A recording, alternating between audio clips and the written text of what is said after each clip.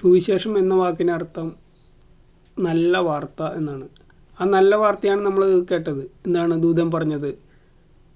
ഭയപ്പെടേണ്ട, സകല ജനത്തിനും, ജാതി മത ഭേദമേന ഒന്നുമില്ല, ഈ ഭൂമിയിലുള്ള എല്ലാ ജനത്തിനും വേണ്ടിയുള്ളതാണ് ആ നല്ല വാർത്ത. എന്താണ് ആ നല്ല വാർത്ത?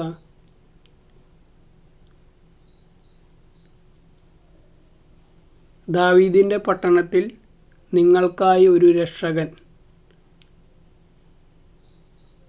കർത്താവായ ക്രിസ്തു ഇന്നു ജനിച്ചിരിക്കുന്നു എന്നാണ് പറയുക.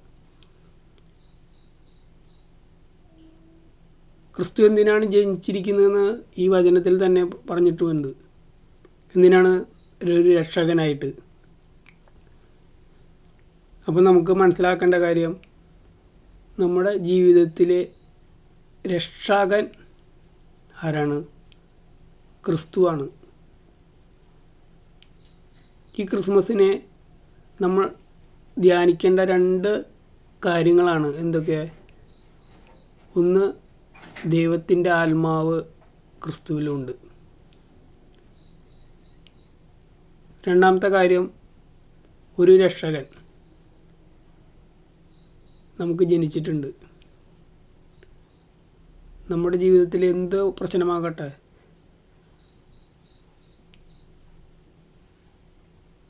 ഏത് സാഹചര്യങ്ങളാവട്ടെ, അതിൽ നിന്നും നമ്മളെ രക്ഷിക്കാൻ കഴിയുന്ന ഒരു ദൈവം പുത്രൻ നമുക്ക് ജനിച്ചിട്ടുണ്ട്. കർത്താവായ യേശു ക്രിസ്തു.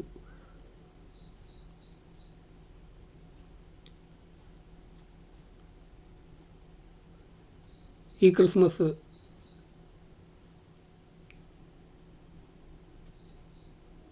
നമുക്ക് പ്രത്യാശയോടെ ദൈവത്തിലെ ആശ്രയിച്ചുകൊണ്ട് ദൈവകൃപയാൽ നയിക്കപ്പെട്ടവരായി ജീവിക്കാൻ നമുക്ക് സാധിക്കണം. അതാണ് പറഞ്ഞിരിക്കുന്നത്. ഈ വചനത്തിൽ നമുക്ക് കാണാം, ദരിദ്രരെ സുവിശേഷം അറിയിക്കാൻ അവിടുന്ന് എന്നെ അഭിഷേകം ചെയ്തിരിക്കുന്നു. അഭിഷേകം എന്ന് വെച്ച് കഴിഞ്ഞാൽ നയിക്കപ്പെടലാണ്.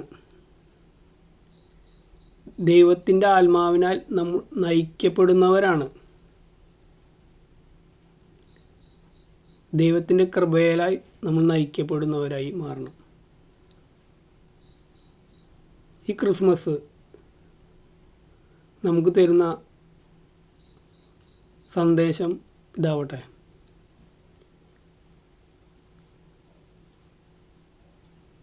ദൈവത്തിൻ്റെ ആത്മാവ് നമ്മുടെ ജീവിതത്തിലേക്ക് വരുവാൻ നമുക്ക് പ്രാർത്ഥിക്കാം. 2, നമ്മളെ രക്ഷിക്കാൻ ദൈവത്തിന്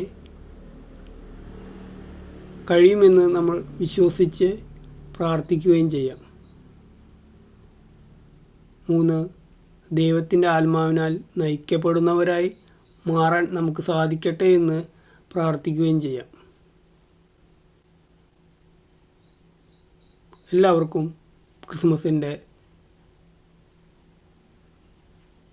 സമാധാനത്തിൻ്റെ സന്തോഷത്തിൻ്റെ ക്രിസ്മസായി മാറട്ടെ എന്ന് ആശംസിക്കുകയും പ്രാർത്ഥിക്കുകയും ചെയ്യുന്നു. Okay, good night.